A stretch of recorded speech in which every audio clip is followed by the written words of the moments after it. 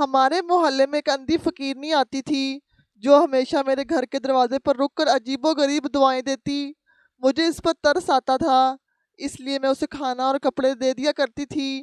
ایک دن میں بازار میں تھی تو میں نے دیکھا کہ وہ اندھی عورت ایک مہنگی ترین گاڑی سے اتری اور اس نے اپنی آنکھوں سے کالا چشمہ اتار کر ڈرائیور سے بات کی۔ میں چھپ کر اس کی باتیں سننے لگی۔ اس نے ڈرائیور کو ایک تصویر دی اور کچھ ایسا کہا کہ میری روح لرز گئی۔ میری زندگی میں سب کچھ اچانک ختم ہو گیا تھا جب میرے شوہر مجھے چھوڑ کر اس دنیا سے چلے گئے تھے۔ اب میری دنیا بس ایک ہی رشتے کے گرد گھومتی تھی، میرا بیٹا اسد۔ بس یہی میرا واحد سہارا تھا جسے سلامت رکھنے کا خوف ہمیشہ میرے دل میں بسا رہتا تھا۔ میں نے اسد کو تنہا پالا تھا، میری ساری محنت، ساری دعائیں بس اسی کے لیے تھی۔ میرا گھر میرے لیے ایک غریب کا قلعہ تھا جہاں اسد کی مسکراہٹ ہی سب سے بڑا خزانہ تھی۔ مجھے کچھ دنوں سے ایک اور فرد اس قلعے کا خاموش باسی بن گیا تھا، میرے ہمدرد دل کی وجہ سے، جو بے سہاروں کے لیے دھڑکتا تھا۔ وہ اندھی فقیرنی جو صرف میرے گھر کا ہی دروازہ پیٹتی تھی اور صدائیں لگاتی تھی کہ میں دروازہ کھولے بنا نہ رہ سکتی تھی۔ فقیرنی کی آواز ہمیشہ دھیمی مگر پرسرار ہوتی تھی۔ وہ گلی میں داخل ہوتی مخصوص انداز میں پکارتی تھی، کوئی ہے جو خدا کے نام پر اس اندھی کو دو لقمے دے سکے۔ اس کی آواز میں گہری تھکن نہیں بلکہ ایک عجیب سی چھپی ہوئی طاقت اور سرد مہری محسوس ہوتی تھی جو میری روح کو جھنجھوڑ ڈالتی۔ مجھے اس پر ترس آتا، لیکن اس طرز میں ایک انجانا سا تجسس بھی شامل تھا۔ آؤ اماں بیٹھو۔ میں فوراً سین کے کنارے پر بچھا ہوا موڑا کھینچ لاتی اور فقیرنی کو سہارا دے کر بٹھاتی۔ وہ ضعیف عورت تھی مگر جب بھی میں اسے سہارا دیتی تو وہ میرا بازو اس طرح سے تھام لیتی تھی جیسے وہ مجھے نہیں، میرے اندرونی حالات اور میری کمزوری کو محسوس کر رہی ہو۔ اس کا جھریوں بھرا چہرہ اور وہ سیاہ چشمے کے پیچھے چھپے ہوئے گہرے سوراخ جہاں کبھی آنکھیں رہی ہوں گی مجھے اندر تک ہلا کر رکھ دیتے، اور میں ہمیشہ سوچتی کہ اس عمر میں اس کا کوئی سہارا کیوں نہیں ہے۔ وہ مجھے اپنے جیسی لگتی تھی جس کا کوئی نہیں تھا۔ میں روز فقیرنی کے لیے خاص طور پر بچا کر رکھا ہوا کھانا لاتی تھی، وہ بڑے اہتمام کے ساتھ کھاتی، کبھی جلدی نہیں کرتی تھی، ہر نوالے کو چبا کر اس کا ذائقہ محسوس کرتی تھی جیسے وہ صرف کھانا نہیں کھا رہی بلکہ میرے گھر کی بو، اس کی خاموشی اور اس کی غربت کا تجزیہ کر رہی ہو۔ اس کا سر ہمیشہ جھکا ہوا ہوتا مگر اس کی گردن میں ایک ہلکی سی حرکت ہوتی تھی جسے دیکھ کر مجھے لگتا کہ وہ اندھی نہیں بلکہ آنکھیں بند کر کے ہر تفصیل کا تعاقب کر رہی ہے۔ کھانے کے دوران فقیرنی بولنا شروع کر دیتی، اس کی باتوں کا کوئی سر یا پیر نہیں ہوتا تھا۔ وہ ادھر ادھر کی کہانیاں سناتی، کبھی کسی بہت دور دراز علاقے کی بات، کبھی کسی بڑے گھرانے کی تباہی کا تذکرہ کرتی۔ وہ رشیدہ ہے نا، اس کی بیٹی گھر سے بھاگ گئی، بھائیوں نے اسے ڈھونڈ کر تیزاب پلا دیا۔ میرا دل دہل جاتا، حالانکہ میں رشیدہ کے فرشتوں تک سے بھی واقف نہیں ہوتی تھی، بس سن کر ہی ہمدردی محسوس ہوتی تھی اور سن لیتی، مگر ان تمام باتوں میں مجھے ہمیشہ غیر معمولی مقصد محسوس ہوتا تھا۔ مجھے لگتا تھا وہ باتیں نہیں کر رہی بلکہ اپنا وقت پورا کر رہی ہے تاکہ یہاں زیادہ دیر تک رک سکے، شاید اس لیے کہ اسے دو کانوں اور ایک ہمدرد دل کی ضرورت تھی جو اسے مل گیا تھا۔ بیٹی تیرا یہ گھر بہت ٹھنڈا ہے، ایک بار اس نے کہا، اس گھر کی دیواریں بہت مضبوط لگتی ہیں، ایسی دیواریں جو باہر کی دھوپ اندر کے سائے کو الگ رکھتی ہیں۔ میں نے مسکرا کر کہا، اللہ کا شکر ہے اماں، بس چھت ہے سر پر، اور کیا چاہیے۔ میں نے بات ٹال دی مگر وہ بار بار میرے گھر کی تعمیر، پردوں کی مضبوطی اور دروازے کے قبضوں کے بارے میں پوچھتی تھی جیسے اسے سیکیورٹی میں زیادہ دلچسپی ہو۔ کھانے کے بعد وہ ہمیشہ چائے کا کپ نیچے رکھتی اور اس کا خالی ہاتھ تیزی سے زمین پر پھیل جاتا جیسے وہ فرش کی ساخت کو محسوس کر رہی ہو یا وہاں پڑے ریت کے ذرات کو گن رہی ہو۔ ایک بار میں نے اسے دیکھا کہ اس نے اپنا ہاتھ برتنوں کی الماری کی طرف بڑھایا اور میرے ہاتھ تھامنے سے پہلے ہی واپس کھینچ لیا۔ میں نے سوچا کہ اندھے لوگ دنیا کو چھو کر ہی جانتے ہیں، مگر اس کی تجسس بھری لمس اور تیز حرکتیں میرے دل میں ایک سوال پیدا کر گئی تھی، آخر یہ کس چیز کی تلاش میں ہے؟ ہائے بیٹی، تیری آواز میں کتنی مٹھاس ہے۔ ایک بار اس نے میرا ہاتھ تھام لیا۔ اس مٹھاس میں ایک عجیب سی ممتا کی خوشبو ہے، ایسی خوشبو جو ہزاروں پھولوں میں بھی نہیں ملتی۔ یہ سن کر میرا دل بھر آیا۔ اس کی دعائیں بھی عجیب و غریب ہوتی تھی۔ وہ کبھی پیسوں کی دعا نہیں مانگتی تھی، ہمیشہ جذباتی دعائیں دیتی تھی۔ اللہ تجھے سدا ہریالی دے اور تیرا یہ چاند تیری گود میں سدا چمکتا رہے۔ یہ دعا ہمیشہ میرے بیٹے اسد کی طرف اشارہ کرتی تھی، اور میں ہر روز یہ سوچ کر مطمئن ہو جایا کرتی تھی کہ فقیرنی ایک نیک دل عورت ہے، مگر دل کا ایک کونا یہ بھی سوچتا تھا کہ کیا اسے معلوم ہے کہ میں اپنے شوہر کے جانے کے بعد کتنی تنہا ہوں، اور اسد ہی میرا واحد سہارا ہے۔ وہ کبھی کبھار بات کرتے کرتے اچانک خاموش ہو جایا کرتی تھی۔ وہ خاموشی بہت گہری ہوتی تھی، اور مجھے محسوس ہوتا کہ اس خاموشی نے میرے گھر کے کونے کونے کا، اسد کے کمرے کی طرف آنے والی ہر آواز کا جائزہ لے رہی ہے۔ مجھے لگتا کہ اس نے اپنی آنکھیں بند کی ہوئی ہیں، مگر اس کی سماعت کسی تربیت یافتہ شکاری کی طرح تیز ہے جو دور کی سرگوشی بھی سن لیتی ہے۔ ایک دن اسد اسکول سے جلدی آ گیا اور فقیرنی کو دیکھ کر وہیں دروازے پر ٹھٹک گیا۔ فقیرنی نے فوراً اپنے ہاتھ میں پکڑا ہوا لکڑی کا ڈنڈا زمین پر زور سے ٹکا دیا اور اسد کی طرف غور سے منہ کر کے بیٹھ گئی۔ اسد ڈر کر میرے پیچھے چھپ گیا۔ کون ہے بیٹی؟ فقیرنی نے پوچھا۔ آپ کی آواز میں ہلکا سا اضطراب تھا جو میں نے پہلی بار محسوس کیا۔ میرا بیٹا ہے اماں، اسکول سے آیا ہے۔ میں نے پیار سے اسد کو آگے کیا اور اس کا ہاتھ فقیرنی کے ہاتھ میں دے دیا۔ فقیرنی نے فوراً اپنا ہاتھ ہٹا لیا۔ اس نے کوئی دعا نہیں دی اور نہ ہی اسد سے کوئی بات کی، بس میرا ہاتھ پکڑ لیا۔ میں نے اس لمحے فقیرنی کے چہرے پر ایک لمحے کے لیے گہرا پچھتاوا اور پھر اچانک سے ایک ٹھنڈی حساب کتاب والی مسکراہٹ دیکھی، ایک ایسی مسکراہٹ جو دکھ بھری نہیں بلکہ کسی گہری سازش کی کامیابی کا اشارہ تھی۔ فقیرنی نے اس دن چائے کا کپ بھی جلدی ختم کر لیا۔ وہ روز کی طرح لمبی باتیں بھی نہیں کر رہی تھی۔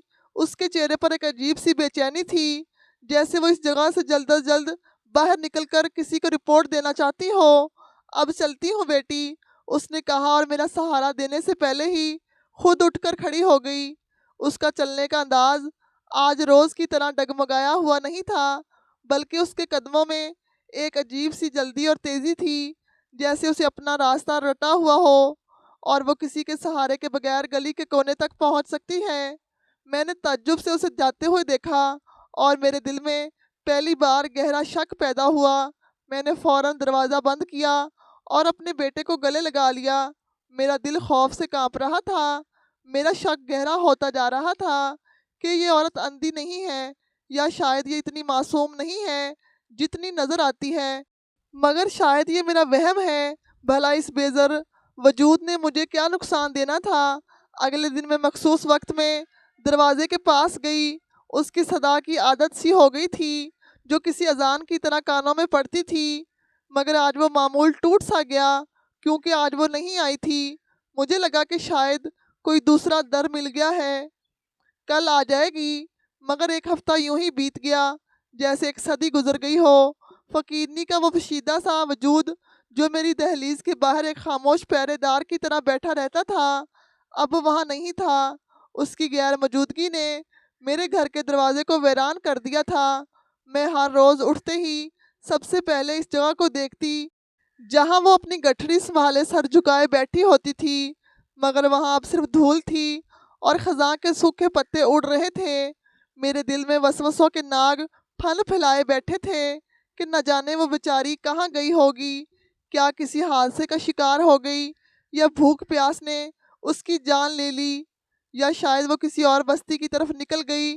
مگر دل مانتا ہی نہیں تھا، کیونکہ اس کی آنکھوں میں جو ٹھہراؤ تھا وہ کسی مسافر کا نہیں تھا بلکہ کسی ایسے شخص کا تھا جو اپنی منزل پا چکا ہو یا منزل کی امید چھوڑ چکا ہو۔ میں ہر روز دوپہر کو اس کے حصے کا کھانا بناتی، روٹی کے اوپر سالن ڈالتی اور پھر اسے پلیٹ میں سجا کر دروازے تک لے جاتی، مگر وہاں کوئی لینے والا نہیں ہوتا تھا۔ وہ کھانا وہیں پڑا رہتا، یہاں تک کہ سوکھ جاتا، کوے اور چڑیاں اسے کھا جاتے، مگر میرا ہاتھ نہیں رکتا تھا۔ یہ ایک ایسی عادت بن چکی تھی جس نے میری روح کو جکڑ لیا تھا۔ مجھے لگتا تھا کہ اگر میں نے کھانا نہیں نکالا اور وہ اچانک آ گئی تو میں اس کی گہری ویران آنکھوں کا سامنا کیسے کروں گی۔ اس کی خاموشی میں ایک ایسی فریاد ہوتی تھی جو میرے دل کو چیر دیتی تھی۔ راتوں کو مجھے نیند نہیں آتی تھی، بار بار لگتا تھا کہ شاید باہر کوئی آہٹ ہوئی ہے، شاید وہ واپس آ گئی ہے، مگر جب بھی دروازہ کھول کر دیکھتی تو باہر صرف رات کا سناٹا ہوتا۔ یہ ایک عجیب سا رشتہ بن گیا تھا جس کا کوئی نام نہیں تھا۔ وہ بھکارن تھی اور میں دینے والی، مگر اب مجھے لگ رہا تھا کہ میں اس سے کچھ لے رہی تھی۔ شاید وہ سکون جو کسی کی مدد سے ملتا ہے، یا شاید وہ احساس کہ میں کسی کے کام آ رہی ہوں۔ اسد بھی اکثر پوچھتا کہ اماں وہ بڑھیا کہاں گئی، اور میرے پاس اس معصوم سوال کا کوئی جواب نہیں ہوتا تھا۔ گھر کی فضا سوگوار سی ہو گئی تھی، جیسے ہمارا کوئی اپنا بچھڑ گیا ہو، حالانکہ وہ کون سی ہمارے رشتہ دار تھی، بس ایک انسانی ہمدردی کا رشتہ تھا، مگر یہ رشتہ خون کے رشتے سے بھی زیادہ گہرا محسوس ہونے لگا تھا۔ اسی ادھڑ پن میں دن گزرتے گئے، اور پھر ایک دن مجھے محسوس ہوا کہ اسد کے جوتے بالکل جواب دے چکے ہیں۔ اس کا تلا گر چکا تھا اور وہ چلتے ہوئے اسے تکلیف دیتے تھے۔ ماں ہونے کے ناطے میرا دل کرتا تھا کہ میرا بچہ ٹوٹی ہوئی جوتی پہن کر جاتا ہے۔ میں نے گھر میں جمع کی ہوئی تھوڑی بہت رقم سنبھالی، چادر اوڑھی اور بھاری قدموں کے ساتھ بازار کی طرف چل پڑی۔ بازار میں ہمیشہ کی طرح شور شرابہ تھا، لوگوں کا ہجوم تھا، ہر کوئی اپنی دھن میں مگن تھا۔ دکاندار آوازیں لگا رہے تھے اور خریدار مول بھاؤ کر رہے تھے، مگر میرا ذہن کہیں اور تھا۔ میری آنکھیں بازار کے ہجوم میں بھی اسی بوسیدہ چادر والی فقیرنی کو تلاش کر رہی تھی، اسی جھکے ہوئے سر کو ڈھونڈ رہی تھی جو شاید کسی کونے میں بیٹھا ہو، مگر وہ کہیں نظر نہیں آئی۔ میں چلتے چلتے بازار کے اس حصے میں آ گئی جہاں امرا کے لیے دکانیں تھیں۔ وہاں شیشے کے بڑے بڑے شو روم تھے جن کے اندر سجی ہوئی چیزیں اپنی قیمت خود بتا رہی تھی۔ ایک بہت بڑی دکان کے سامنے میرے قدم خود ہی رک گئے۔ شو کیس کے پیچھے شیشے میں انتہائی خوبصورت اور مضبوط جوتے رکھے ہوئے تھے، وہ اتنے چمکدار تھے کہ ان میں اپنا عکس نظر آ سکتا تھا۔ ایک لمحے کے لیے میرے دل میں ممتا نے جوش مارا اور ایک شدید حسرت جاگی۔ کاش میرے پاس اتنے پیسے ہوتے کہ میں بنا سوچے سمجھے اندر چلی جاتی اور وہ سب سے مہنگا جوتا اپنے اسد کے لیے خرید لیتی۔ میں تصور میں اسد کو جوتا پہنے ہوئے دیکھ رہی تھی، وہ کتنا خوش ہوتا اور دوستوں میں کتنا فخر محسوس کرتا، مگر پھر حقیقت کی تلخ لہر نے مجھے جھنجھوڑ دیا۔ میں نے اپنی مٹھی میں دبے ہوئے چند نوٹوں کو محسوس کیا جس کی گرمی مجھے اپنی اوقات یاد دلا رہی تھی۔ میں نے ایک لمبی سرد آہ بھری اور اپنے آپ کو سمجھایا کہ خواب دیکھنا غریبوں کا کام نہیں ہے۔ میں نے سر جھٹک کر اپنی آنکھوں میں آنے والی نمی کو ضبط کر کے مڑنے لگی تاکہ اس سستے بازار کی طرف جا سکوں جہاں میری جیب کی حیثیت کے مطابق جوتے ملتے ہیں۔ ابھی میں مڑی ہی تھی کہ اچانک سڑک پر ایک عجیب سی خاموشی چھا گئی، جیسے وقت تھم سا گیا ہو۔ ایک بہت بڑی سیاہ رنگ کی چمکتی ہوئی گاڑی میرے قریب سے گزر رہی تھی۔ وہ گاڑی اس بازار کی تنگ سڑکوں پر اور دھول مٹی کے ماحول سے بالکل میل نہیں کھا رہی تھی، وہ کسی اور ہی دنیا کی سواری لگ رہی تھی۔ گاڑی کی رفتار دھیمی تھی، شاید بھیڑ کی وجہ سے وہ آہستہ چل رہی تھی۔ میرا دھیان غیر ارادی طور پر اس گاڑی کی طرف چلا گیا۔ اچانک گاڑی کی پچھلی سیٹ کا سیاہ شیشہ آہستہ سے نیچے سرکا اور اندر کا منظر دیکھ کر میرے پاؤں تلے زمین نکل گئی۔ میرا دل اتنی زور سے دھڑکا کہ مجھے لگا ابھی پسلیوں سے باہر آ جائے گا۔ اندر پچھلی سیٹ پر ایک عورت بیٹھی ہوئی تھی جس نے انتہائی قیمتی لباس زیب تن کیا ہوا تھا۔ اس کے گلے میں موتیوں کی مالا تھی اور کانوں میں ہیرے چمک رہے تھے۔ اس کا لباس ریشم کا تھا جو شاید میری پوری زندگی کی کمائی سے بھی مہنگا ہوگا۔ اس کے بال نفاست سے بنے ہوئے تھے اور چہرے پر میک اپ کی تہیں تھی، مگر وہ آنکھیں گہری ویران اور پرسرار آنکھیں، میں انہیں ہزاروں کے ہجوم میں بھی پہچان سکتی تھی۔ وہ وہی تھی، بالکل وہی جنہیں میں پچھلے ایک ہفتے سے تلاش کر رہی تھی۔ وہ فقیرنی تھی، میرے گھر کے باہر بیٹھنے والی وہی بکارن جس کے جوتے پھٹے ہوئے ہوتے تھے اور جس کا لباس تار تار تھا۔ آج ایک ملکہ کی طرح اس شاندار گاڑی میں بیٹھی ہوئی تھی۔ میرے پورے جسم میں سنسنی دوڑ گئی، رونگٹے کھڑے ہو گئے اور حلق میں کانٹے چبھنے لگے۔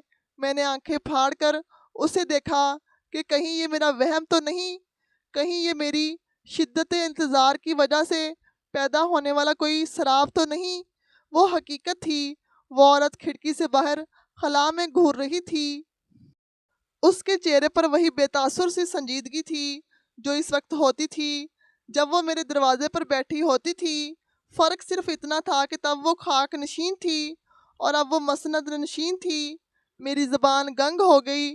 میں چیخنا چاہتی تھی، اسے آواز دینا چاہتی تھی، پوچھنا چاہتی تھی کہ یہ کیا ماجرا ہے، تم کون ہو اور یہ سب کیا ہے، مگر آواز میرے گلے میں ہی گھٹ کر رہ گئی۔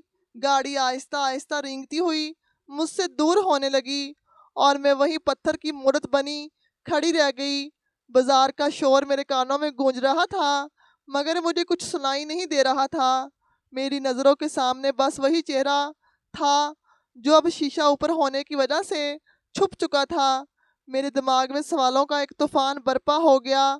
وہ کوئی بہروپیہ تھی جو بھیس بدل کر بھیک مانگتی تھی، یا وہ کوئی بہت امیر عورت تھی جس پر کوئی آسیب تھا، یا پھر یہ کوئی ایسی سازش تھی جس کی تہہ تک پہنچنا میرے بس کی بات نہیں تھی۔ اسد کے جوتے میری یادداشت سے محو ہو چکے تھے۔ اب صرف وہ گاڑی اور اس میں بیٹھی ہوئی وہ پرسرار عورت میری سوچوں کا محور تھی۔ میں بازار کے بیچوں بیچ کھڑی کانپ رہی تھی اور مجھے لگ رہا تھا کہ دنیا وہ نہیں ہے جو ہمیں نظر آتی ہے، بلکہ اس کے پردے کے پیچھے کچھ اور ہی کھیل چل رہا ہے۔ وہ گاڑی ہجوم کے سمندر میں ایک بہت بڑی مچھلی کی طرح تیر رہی تھی اور میں اس کے پیچھے چلی جا رہی تھی، جیسے کوئی مقناطیسی سی قوت مجھے اس کی طرف کھینچ رہی ہو۔ میرے قدم میرے بس میں نہیں تھے۔ میرا دماغ چیخ چیخ کر کہہ رہا تھا کہ رک جاؤ، واپس مڑ جاؤ، یہ تمہاری دنیا نہیں ہے، یہ لوگ خطرناک ہو سکتے ہیں، مگر میرا دل ایک ضدی بچے کی طرح اڑا ہوا تھا جسے ہر حال میں کھلونے کے اندر کا راز جاننا ہوتا ہے۔ بازار کا شور میرے کانوں میں تو پڑ رہا تھا مگر مجھے سنائی نہیں دے رہا تھا۔ مجھے صرف اپنے دل کی دھڑکنیں سنائی دے رہی تھی جو ہتھوڑوں کی طرح میرے سینے پر برس رہی تھی۔ گاڑی کچھ فاصلے پر جا کر ٹریفک کے جام میں پھنس گئی اور یہی وہ موقع تھا جس نے مجھے اس کے مزید قریب ہونے کا موقع دیا۔ میں بھیڑ کو چیرتی ہوئی فٹ پاتھ کے کنارے کنارے چلتی رہی۔ میری نظریں اس کالے شیشے پر جمی ہوئی تھی جس کے پیچھے وہ عورت بیٹھی ہوئی تھی جو کل تک میرے دروازے کی خاک تھی اور آج آسمان کی بلندیوں پر تھی۔ میرے ذہن میں وہ تمام مناظر گھوم رہے تھے جب میں اس کے لیے روٹی لے کر جاتی تھی اور وہ کانپتے ہوئے ہاتھوں سے روٹی پکڑتی۔ کیا وہ سب ناٹک تھا؟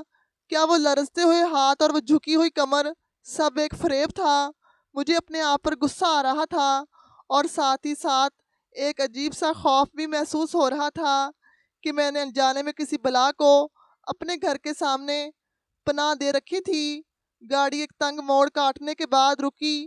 وہاں رش قدرے کم تھا اور سائے گہرے تھے۔ اچانک گلی کے اندھیرے کونے سے ایک سایہ نمودار ہوا۔ یہ کوئی راہگیر نہیں تھا۔ اس کا حلیہ دیکھتے ہی میرے حلق میں سانس اٹک گئی۔ اس نے اپنے چہرے کو ایک سیاہ نقاب سے چھپا رکھا تھا، صرف اس کی آنکھیں نظر آ رہی تھی جو شکاری عقاب کی طرح تھی۔ اس کا لباس بھی سیاہ تھا اور وہ رات کی تاریکی کا حصہ لگ رہا تھا۔ وہ شخص سیدھا اس گاڑی کی طرف بڑھا۔ اس کے چلنے کے انداز میں ایک عجیب سی پھرتی اور چکنا پن تھا، جیسے وہ کسی حملے یا دفاع کے لیے ہر وقت تیار ہو۔ میں ایک بجلی کے کھمبے کی اوٹ میں ہو گئی۔ میرا جسم کانپ رہا تھا مگر تجسس نے مجھے جکڑ رکھا تھا۔ میں دیکھنا چاہتی تھی کہ آگے کیا ہونے والا ہے۔ وہ نقاب پوش گاڑی کے پیچھے دروازے کے پاس پہنچ کر رک گیا۔ اس نے دائیں بائیں دیکھا جیسے تسلی کر رہا ہو کہ کوئی اسے دیکھ تو نہیں رہا۔ میں نے اپنی سانسیں روک لی اور خود کو کھمبے کے سائے میں مزید چھپا لیا۔ گاڑی کا شیشہ ایک بار پھر نیچے ہوا اور وہی منظر میری نظروں کے سامنے آیا جس نے کچھ دیر پہلے ہی مجھے بازار میں جما دیا تھا۔ اندر وہی فقیرنی بیٹھی ہوئی تھی مگر اب اس کے چہرے کے تاثرات بدل چکے تھے۔ اب اس کے چہرے پر وہ مسکینی نہیں تھی جو میں روز دیکھتی تھی، بلکہ ایک سرد مہری اور ایک ظالمانہ سکون تھا۔ اس کی آنکھوں میں حکم دینے والی چمک تھی۔ نقاب پوش نے ادب سے سر جھکایا جیسے وہ اپنی ملکہ کے سامنے کھڑا ہو۔ فقیرنی نے اپنے پرس سے ایک چیز نکالی۔ یہ ایک تصویر تھی، ایک پرانی سی تصویر جس کے کنارے شاید مڑے ہوئے تھے۔ اس نے وہ تصویر کھڑکی سے باہر نکالی اور جیسے ہی اس کا ہاتھ روشنی میں آیا، سٹریٹ لائٹس کی زرد روشنی سیدھی اس تصویر پر پڑی اور وہ منظر میری آنکھوں کے سامنے روشن ہو گیا جس نے میری روح تک کو جھلسا کر رکھ دیا۔ تصویر میں نظر آنے والی جگہ کوئی اور نہیں بلکہ وہ ایک ایسا کمرہ تھا جس کی ایک ایک دراڑ اور ایک ایک اینٹ میری آنکھوں میں بسی ہوئی تھی۔ اس کمرے کی دیوار پر لٹکا ہوا کیلنڈر اور کونے میں پڑی ہوئی ٹوٹی ہوئی کرسی، یہ سب میرے حافظے کا وہ حصہ تھے جسے میں کبھی مٹا نہیں سکتی تھی۔ مجھے کسی ثبوت کی ضرورت نہیں تھی۔ میں جانتی تھی کہ یہ تصویر کہاں سے لی گئی ہے اور کس زاویے سے لی گئی ہے۔ یہ میرے ماضی کا وہ دروازہ تھا جسے میں ہمیشہ کے لیے بند سمجھ رہی تھی، مگر وہ تصویر چیخ چیخ کر بتا رہی تھی کہ کوئی اس دروازے کے پار بھی موجود ہے۔ اور پھر فقیرنی نے تصویر کو پلٹا اور اس کی پشت پر لکھی ہوئی تحریر پر اپنی انگلی رکھی۔ میں فاصلے پر تھی مگر مجھے پڑھنے کی ضرورت نہیں تھی۔ ان الفاظ کی ساخت اور اس کی لمبائی نے میرے دماغ میں خطرے کی گھنٹیاں بجا دی۔ میں جانتی تھی کہ وہاں کیا لکھا ہے، وہ پتہ، وہ مخصوص مکان نمبر اور وہ گلی کا نام، یہ سب میری رگوں میں زہر کی طرح دوڑ گئے۔ وہ پتہ کسی اجنبی کا نہیں، وہ کسی دور دراز شہر کا نہیں تھا، بلکہ وہ ایک ایسی جگہ کا پتہ تھا جو میری زندگی اور موت کا فیصلہ کر سکتا تھا۔ میرا خون رگوں میں جم گیا اور پیروں تلے زمین سرک گئی۔ یہ راز جو اب تک صرف میرے سینے میں دفن تھا اب اس فقیرنی کے ہاتھ میں تھا اور وہ اسے اس نقاب پوش کے حوالے کر رہی تھی جس کا مطلب صرف تباہی تھا۔ مجھے اپنی آنکھوں پر یقین نہیں آ رہا تھا کہ یہ وہی فقیرنی ہے جو میرے گھر کے باہر بیٹھ کر دعائیں دیتی تھی۔ آج وہ میرے سب سے بڑے راز کا سودا کر رہی تھی، یا شاید میرے سب سے پیارے رشتے کی موت کا سامان کر رہی تھی۔ اس پتے کا اس تصویر کے پیچھے لکھا ہونا اس بات کا ثبوت تھا کہ وہ سب کچھ جانتی ہے۔ وہ جانتی ہے کہ میں کون ہوں، میں کہاں سے آئی ہوں اور میرا اصل ٹھکانہ کیا ہے۔ نقاب پوش نے وہ تصویر تھامی اور اس بندے کو دیکھ کر اسبات میں سر ہلایا اور اس کے سرہانے میں جو یقین تھا وہ میرے لیے موت کا پیغام تھا۔ فقیرنی کے لبوں پر ایک زہریلی سی مسکراہٹ ابھری جسے دیکھ کر مجھے لگا کہ کوئی سانپ پھن پھیلا رہا ہے۔ اس نے نقاب پوش کو کچھ کہا اور اشارہ کیا کہ کام ادھورا نہیں رہنا چاہیے۔ نقاب پوش تصویر جیب میں ڈال کر اندھیرے میں غائب ہو گیا۔ اب گاڑی کا شیشہ اوپر ہو گیا، گاڑی پھر سے چل پڑی، مگر اب میں اس کا پیچھا کرنے کے قابل نہیں رہی تھی۔ میں وہیں فٹ پاتھ پر گرنے کے قریب تھی۔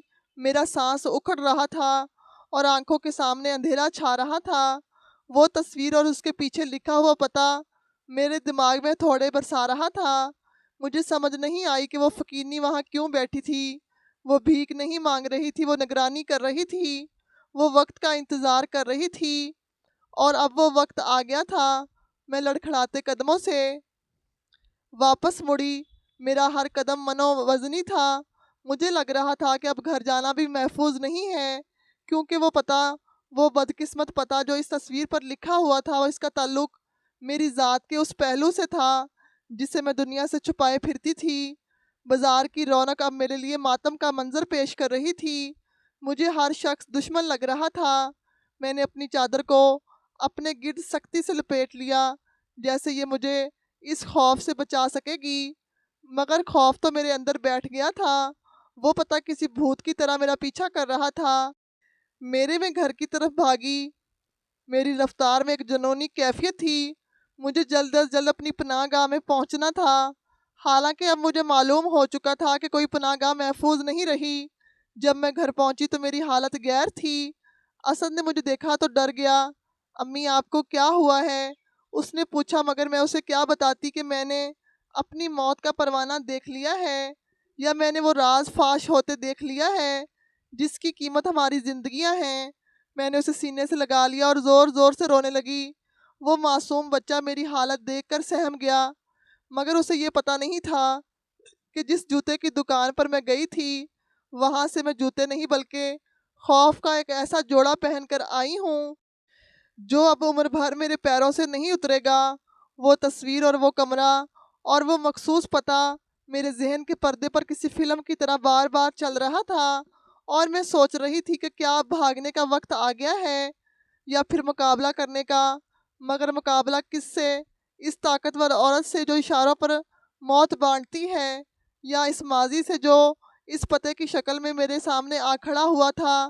رات کا سناٹا گہرا ہو چکا تھا، مگر میرے اندر کا شور مجھے پاگل کر رہا تھا۔ میں جانتی تھی کہ وہ نقاب پوش اب اس فتح کی طرف بڑھ رہا ہوگا، اور میں یہاں ہاتھ پر ہاتھ دھرے بیٹھی تھی۔ میری بے بسی میری آنسوں کی شکل میں بہہ رہی تھی، اور میں صرف خدا سے خیر کی دعا مانگ رہی تھی، کیونکہ اب تدبیر کا وقت گزر چکا تھا اور تقدیر کا لکھا سامنے آنے والا تھا۔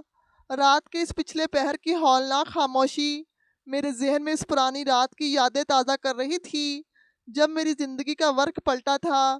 وہ رات بھی ایسی ہی سرد اور بے رحم تھی جب میرا سہاگ اجڑا۔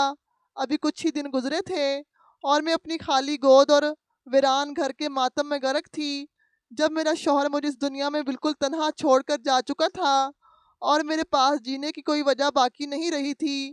میں اس رات شدت غم سے گھبرا کر گھر سے باہر نکل آئی تھی، گلیوں میں بھٹک رہی تھی کہ شاید موت مجھے گلے لگا لے، لیکن موت کی جگہ زندگی میرا انتظار کر رہی تھی۔ کوڑے کے ڈھیر کے پاس سے گزرتے ہوئے مجھے بلکنے کی آواز آئی، ایک ایسی کمزور اور لرزتی ہوئی آواز جس نے میرے قدم جکڑ لیے تھے۔ میں نے ڈرتے ہوئے اور دوڑتے ہوئے آگے بڑھ کر دیکھا تو وہاں غلاظت اور کوڑے کے درمیان ایک پھٹے ہوئے کمبل میں لپٹا ہوا گوشت کا ایک ننھا سا لوتھڑا پڑا ہوا تھا۔ وہ سردی سے نیلا پڑ رہا تھا اور اس کی سسکیاں مدھم ہوتی جا رہی تھی۔ یہ وہی لمحہ تھا جب میری سوئی ہوئی مامتا جاگ اٹھی۔ میں نے دائیں بائیں دیکھا کہ شاید کوئی بدبخت اسے یہاں چھوڑ کر ابھی گیا ہو، مگر وہاں دور دور تک کوئی بھی نہیں تھا، صرف آوارہ کتے تھے جو اس شکار پر نظر جمائے بیٹھے تھے۔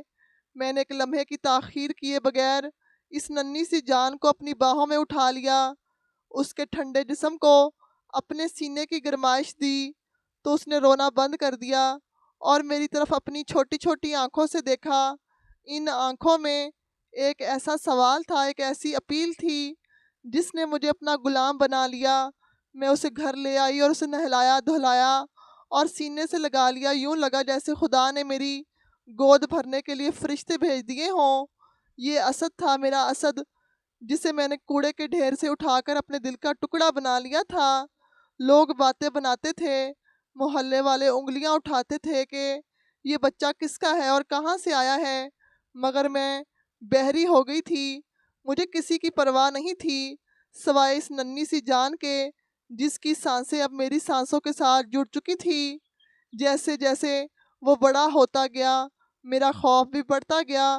مجھے ہر وقت دھڑکا سا لگا رہتا تھا کہ کہیں وہ ظالم لوگ واپس نہ آ جائیں جنہوں نے اسے کوڑے پر پھینکا تھا، یا کہیں کوئی دعوے دار نہ اٹھ کھڑا ہو۔ اسی خوف کے مارے میں نے وہ محلہ، وہ گلی اور وہ شہر ہی چھوڑ دیا۔ میں نہیں چاہتی تھی کہ اسد کے ماضی کا کوئی بھی سایہ اس پر پڑے۔ میں اسے لے کر ایک نئے اور اجنبی گاؤں میں آ گئی جہاں ہمیں کوئی نہیں جانتا تھا۔ میں نے محنت مزدوری کی، لوگوں کے کپڑے سیے، گھروں میں کام کیا اور اسد کو پالا۔ اسے کبھی احساس نہیں ہونے دیا کہ وہ میرا خون نہیں ہے، بلکہ وہ تو میرے خون سے بھی زیادہ عزیز تھا۔ میں نے اپنی جوانی، اپنی خاموشیاں اور اپنے خواب سب اس پر نشاور کر دیے تھے تاکہ وہ ایک عزت دار زندگی گزار سکے۔ میں سمجھتی تھی کہ میں نے ماضی کے دروازے ہمیشہ کے لیے بند کر دیے ہیں اور اب کوئی بھی ہم تک نہیں پہنچ سکتا، مگر میں غلط تھی، بہت غلط تھی۔ وہ فقیرنی جو میرے دروازے پر کئی مہینوں سے بیٹھی تھی، وہ دراصل اسی ماضی کی قاصد تھی۔ وہ کوئی بھکارا نہیں تھی بلکہ ایک شکاری تھی جو اپنے شکار کی نگرانی کر رہی تھی۔ مجھے اب سمجھ آ رہا تھا کہ وہ اسد کو اتنی غور سے کیوں دیکھتی تھی۔ وہ اس سے کچھ ملا رہی تھی، وہ یقین کر رہی تھی کہ یہ وہی بچہ ہے جو برسوں پہلے غائب ہوا تھا، یا جسے غائب کیا گیا تھا۔ وہ تصویر جو اس نے نقاب پوش کو دی تھی وہ یقیناً اسد کے بچپن کی ہوگی، یا پھر اس نشانی کی ہوگی جو اس کے گلے میں تھی۔ جب میں نے اسے اٹھایا تھا، ایک چھوٹا سا تعویذ جو میں نے سنبھال کر رکھا ہوا تھا مگر کبھی اسد کو پہننے نہیں دیا تھا، اسی ڈر سے کہ کہیں کوئی پہچان نہ لے، آج وہ سارا ڈر ایک زندہ حقیقت بن کر میرے سامنے کھڑا تھا۔ وہ نقاب پوش اسد کو لینے آ رہا تھا۔ وہ لوگ میرا سہارا چھیننا چاہتے تھے، میرا بیٹا، میری کل کائنات جس کے لیے میں نے دنیا سے ٹکر لی تھی، اب اسے مجھ سے جدا کرنے کی سازش مکمل ہو چکی تھی۔ مجھے یقین تھا کہ وہ فقیر نہیں بلکہ اس امیر کبیر خاندان سے تعلق رکھتی ہے جس کا یہ خون ہے، شاید وہ دادی ہے یا کوئی اور قریبی رشتہ دار جو اب اپنی نسل کو واپس لینے آئی ہے، یا پھر شاید وہ دشمن ہے جو اس چراغ کو ہی گل کرنا چاہتی ہے جو غلطی سے بچ گیا تھا۔ میرے ذہن میں آندیاں چل رہی تھی، میں اسد کے سرہانے بیٹھی اس کے معصوم چہرے کو دیکھ رہی تھی۔ وہ بے خبر سو رہا تھا، اسے معلوم بھی نہیں تھا کہ اس کی ماں پر اور اس کی زندگی پر کیا قیامت ٹوٹنے والی ہے۔ میں نے اس کے ماتھے کو چوما اور میرے آنسو اس کے گال پر ٹپک پڑے، مگر میں نے فوراً اپنے آنسو پونجھ لیے۔ یہ وقت رونے کا نہیں تھا، یہ وقت کمزوری دکھانے کا نہیں تھا، بلکہ اگر میں روتی رہی تو صبح کا سورج نکلنے سے پہلے ہی میرا بیٹا مجھ سے چھین لیا جائے گا اور میں خالی ہاتھ رہ جاؤں گی۔ مجھے لڑنا تھا، مجھے اس شیر کی طرح نہیں بننا تھا جو اپنے بچے کے لیے جنگل کے ہر درندے سے لڑ ٹکرا جاتی ہے۔ میں نے ایک گہرا سانس لیا اور اپنے اعصاب کو قابو میں کیا۔ میرے دماغ میں ایک انتہائی خطرناک اور ظالمانہ منصوبہ بن رہا تھا، ایک ایسا منصوبہ جس میں مامتا کی خود غرضی انتہا پر تھی۔ مجھے اسد کو بچانے کے لیے کسی بھی حد تک جانا تھا۔ میں نے اسد کو جھنجھوڑ کر جگایا اور اس کے کان میں سرگوشی کی کہ اٹھو بیٹا، فوراً نکلنا ہے۔ میں نے اسے بتایا کہ حالات خراب ہیں اور اسے پچھلے دروازے سے کھیتوں کے راستے شہر جانا ہوگا۔ اسد کی آنکھوں میں نیند اور خوف تھا، مگر وہ میری گھبراہٹ دیکھ کر بنا سوال کیے اٹھ گیا۔ میں نے اسے جلدی سے تیار کیا، کچھ پیسے دیے اور خدا کے حوالے کرتے ہوئے پچھلے دروازے سے اندھیرے میں دھکیل دیا۔ جب تک وہ نظروں سے اوجھل نہیں ہو گیا میرا دل حلق میں اٹکا رہا۔ اسد کے جانے کے بعد میں نے وہ کام کیا، لیکن اس کے لیے شاید میرا ضمیر مجھے کبھی معاف نہیں کرتا۔ ایک ماں کا ضمیر اس کے بچے کی محبت کے سامنے گونگا ہو جاتا ہے۔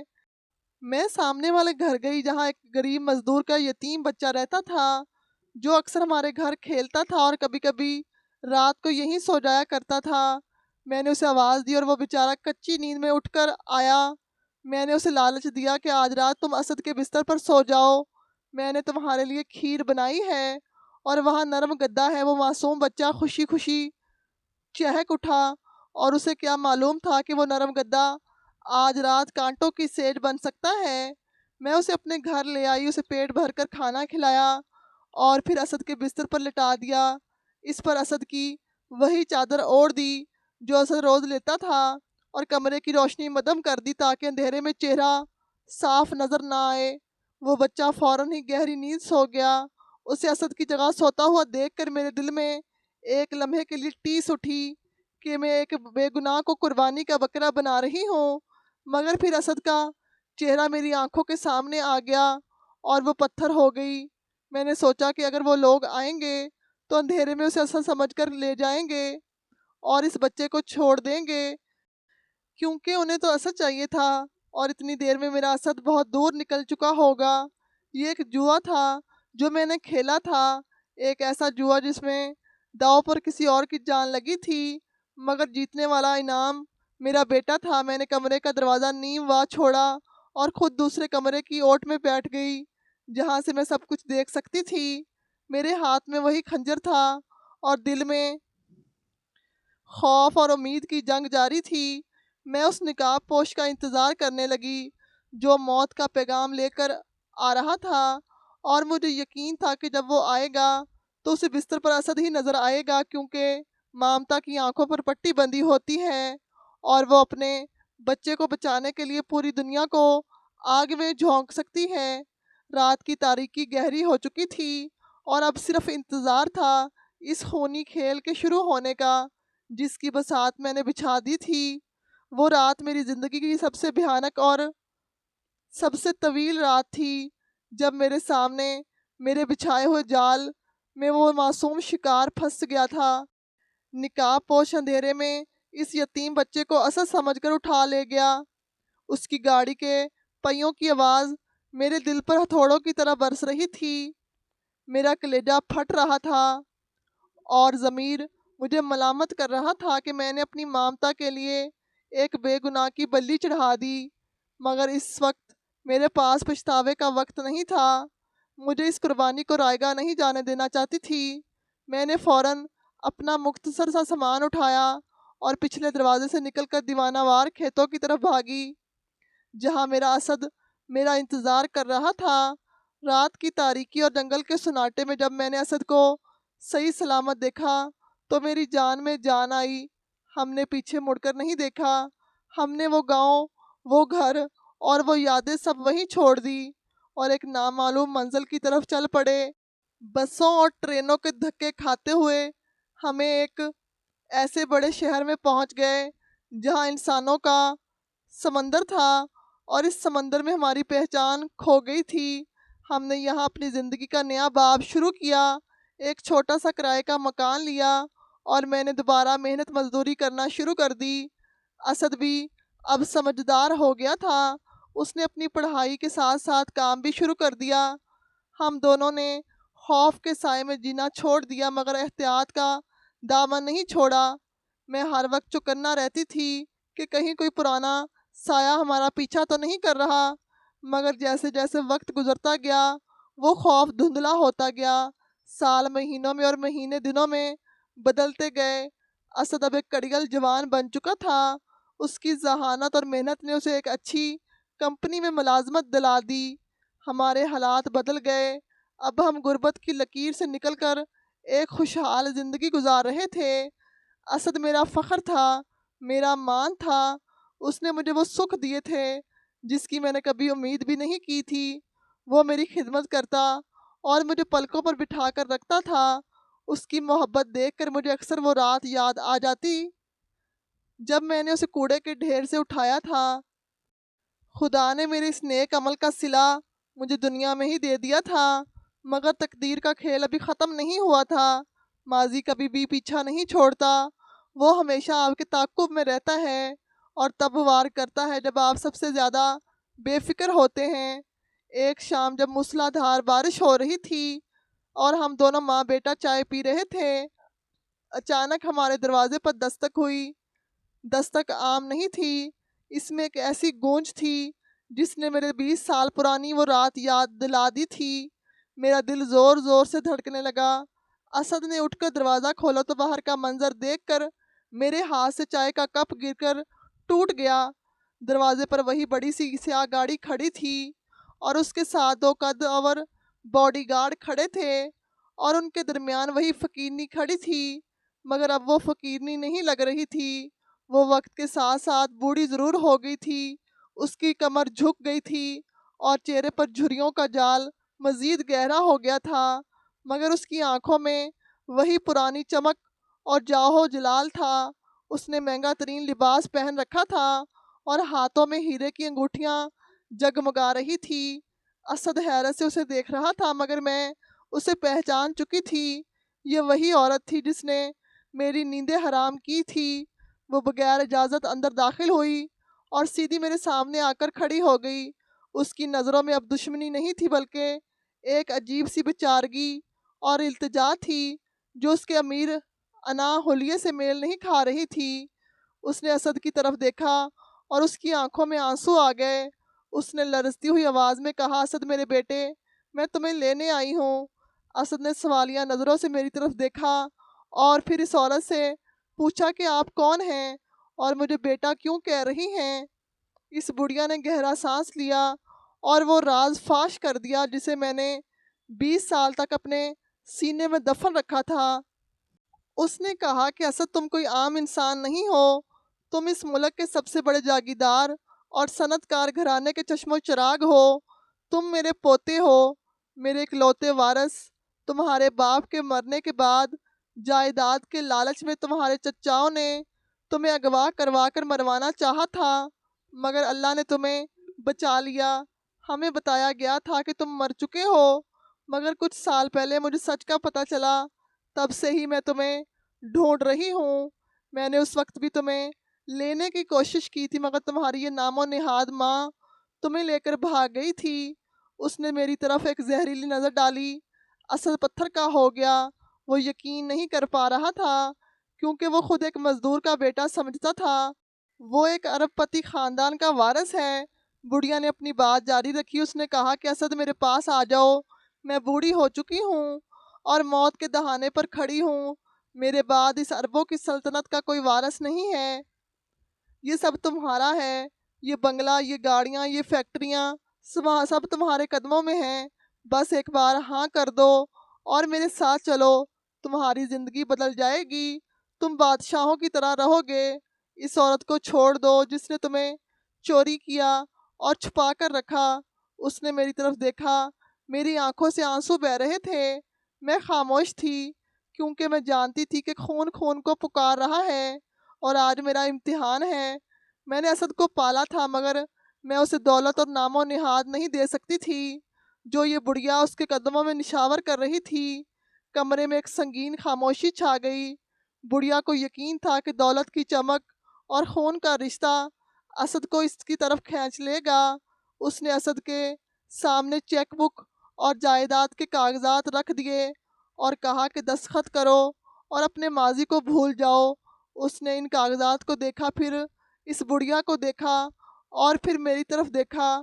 اس کی آنکھوں میں ایک عجیب سی کیفیت تھی جسے سمجھنا مشکل تھا۔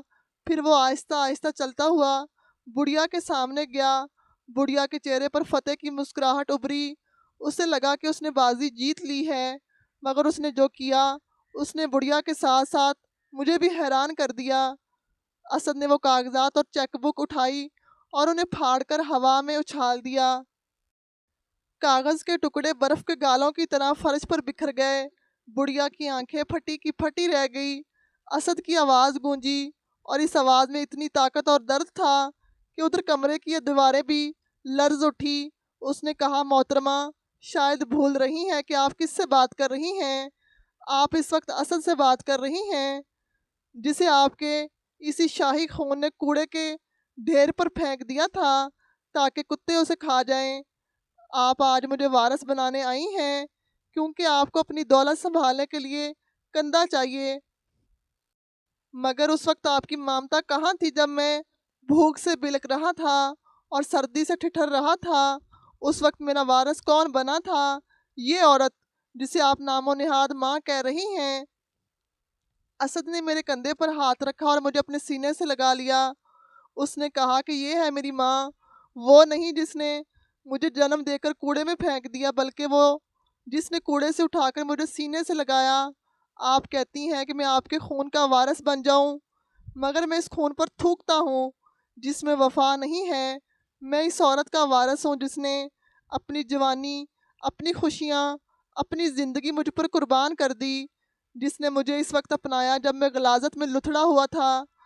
آپ اپنی دولت اپنے پاس رکھیں، مجھے یہ حویلی کا یہ آنچل آپ کی پوری سلطنت سے زیادہ قیمتی ہے۔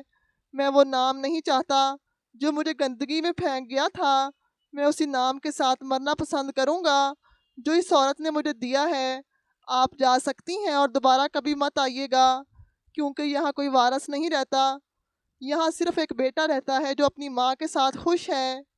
اسد کے لہجے میں جو حتمی فیصلہ تھا، اس نے بڑھیا کی امیدوں کا خون کر دیا۔ وہ کانپتے ہوئے قدموں کے ساتھ پیچھے ہٹی اور اس کی آنکھوں سے شکست کی دھول تھی۔ وہ دولت جو اسے دنیا کی ہر چیز دلا سکتی تھی، آج ایک بیٹے کی محبت خریدنے میں ناکام ہو گئی۔ وہ خالی ہاتھ واپس مڑی اور جب وہ دروازے سے باہر نکلی تو وہ ایک مغرور جاگیردارنی نہیں بلکہ ایک ہاری ہوئی بوڑھی عورت لگ رہی تھی، جس کے پاس سب کچھ ہو کر بھی کچھ نہیں تھا۔ گاڑی کے دروازے بند ہوئے اور وہ ہمیشہ کے لیے ہماری زندگی سے نکل گئی۔ اسد نے دروازہ بند کیا اور میرے قدموں میں آ کر بیٹھ گیا۔ اس نے میرے ہاتھوں کو چوما اور اپنے بھیگے ہوئے چہرے پر لگا لیا۔ ہم دونوں ماں بیٹا دیر تک روتے رہے، مگر یہ آنسو دکھ کے نہیں تھے، یہ جیت کے آنسو تھے، محبت کی جیت، وفا کی جیت، اور اس رشتے کی جیت جو خون سے نہیں بلکہ احساس سے بنتا ہے۔ باہر بارش تھم چکی تھی اور بادل چھٹ چکے تھے، جیسے آسمان بھی ہمارے اس فیصلے پر مسکرا رہا ہو۔ میں نے اسد کے سر پر ہاتھ پھیرا اور دل سے دعا نکلی کہ اے میرے مالک، تو نے میری لاج رکھ لی۔ میں نے کوڑے سے جو ہیرا اٹھایا تھا، آج اس نے ثابت کر دیا کہ اصل قیمت پتھر کی نہیں ہوتی بلکہ جوہری کی ہوتی ہے جو اسے تراشتا ہے۔ ہماری زندگی پھر سے اسی ڈگر پر چل پڑی، مگر اب اس میں نیا سکون تھا، ایک ایسا اطمینان کہ دنیا کی کوئی بھی طاقت ہمیں جدا نہیں کر سکتی تھی، کیونکہ ہم نے دولت کو ٹھکرا کر محبت کو چنا تھا، اور یہی ہماری سب سے بڑی دولت تھی۔ کہانی ختم ہوتی ہے، مگر اس کا سبق ہمیشہ زندہ رہے گا کہ ماں وہ نہیں ہوتی جو جنم دیتی ہے، ماں وہ ہوتی ہے جو پالتی ہے، سنبھالتی ہے، جو اندھیروں میں روشنی بن کر راستہ دکھاتی ہے، اور اولاد وہی سچی ہوتی ہے جو اس قربانی کی قدر کرے اور وقت آنے پر صحیح انتخاب کرے۔ ہم نے اپنا انتخاب کر لیا تھا اور ہم اس پر مطمئن تھے۔ دنیا ہمیں غریب سمجھے تو سمجھے، مگر ہم محبت کے بادشاہ تھے، اور ہماری چھوٹی سی دنیا اس بڑھیا کی وسیع و عریض سلطنت سے کہیں زیادہ حسین اور مضبوط تھی، جہاں لالچ کا گزر نہیں تھا، صرف خلوص اور وفا کا راج تھا۔ امید کرتے ہیں کہ ہماری آج کی کہانی آپ کو پسند آئی ہوگی۔ پسندیدگی کا بہترین اظہار یہ ہے کہ ہمارے چینل کو لائک، شیئر اور سبسکرائب ضرور کریں۔ جزاک اللہ۔ اللہ حافظ۔